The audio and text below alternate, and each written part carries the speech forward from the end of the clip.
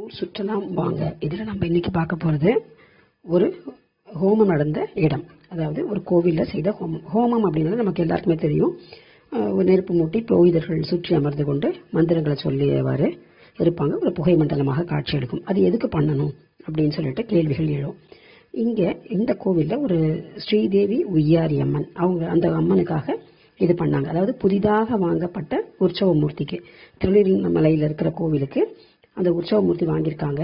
அந்த உற்சவ மூர்த்திக்கு புதிதாக வந்திருக்கு, அந்த சிற்பக்கலை நிபுணர்களால் பண்ணப்பட்டு ஆர்டர் செஞ்சு வாங்கிட்டு வராங்க. அப்படி வாங்கிட்டு வந்த சிலைக்கு பிராண பிரதிஷ்டை அப்படிங்கிறது செய்வாங்க. பிராண பிரதிஷ்டைனா கண் திறக்கவும் அதற்கு உயிர் தரவும் நடத்தப்படுகின்ற ஒரு செயல்.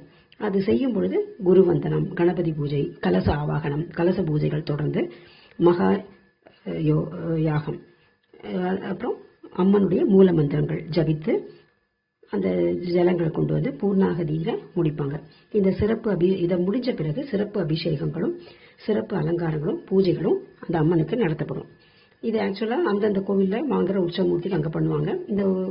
அந்த கோவிலுக்கும் இந்த முருகன் கோவிலுக்கும் ஒரு தொடர்பு இருக்கிறதுனால அங்கே வாங்கப்பட்ட உற்சவமூர்த்தி இங்கே வந்து இந்த ஹோமத்தில் எல்லா பிராண பிரதிஷ்டை செய்விக்கப்பட்ட பிறகு அந்த அன்று மாலையே எடுத்து செல்லப்பட்ட காட்சி தான். இதில் வந்து இன்னைக்கு பார்க்க போகிறது ஹோமம். நாளைக்கு அந்த பூஜையை தொடர்ந்து என்ன பண்ணாங்க, அந்த அபிஷேகம் என்னென்னலாம் ஊற்றி அபிஷேகம் பண்ணாங்க, அதற்கு என்ன காரணம், அதை பார்க்க போகிறோம். பார்க்கலாமா? ஊர் சுற்றலாம் வாங்க.